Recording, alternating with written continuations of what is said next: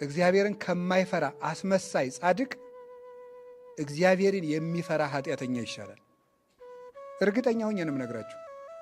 ዳዊት ኃጢአት የወረሰው ሰው ነበር። እውነት ለመናገር ደጋግሞ በዝሙት የሚወድቅ ግን ማንን ይፈራ ነበር? እግዚአብሔርን ይፈራው ነበር።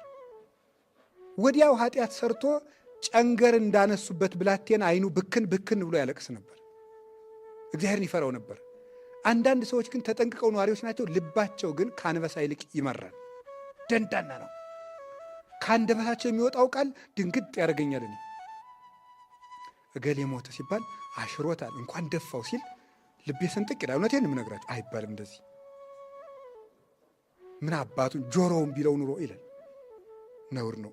እንደዚህ ያለ የአውሬ ልብ ነው። በፍጹም በጠላትህ ሞት ደስ አይበልህ፣ ቀን የሚያመጣውን አታውቅምና። ሰሎሞን ነው እንደዚህ ያለው። በጠላት ሞት እንኳን አትደሰት፣ ቀን ጥሎ አንተም ትሞታለህ። ልበ ደንዳና አለመሆን፣ እግዚአብሔርን መፍራት ማለት እንደው ትልቅ ነገር እንኳን አለመናገር ነው።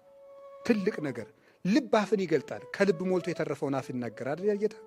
ማቴዎስ 15 ላይ እስመ እምተረፈ ልብ ይነብብ አፍ። ከልብ ሞልቶ የተረፈውን ማን ይናገረዋል?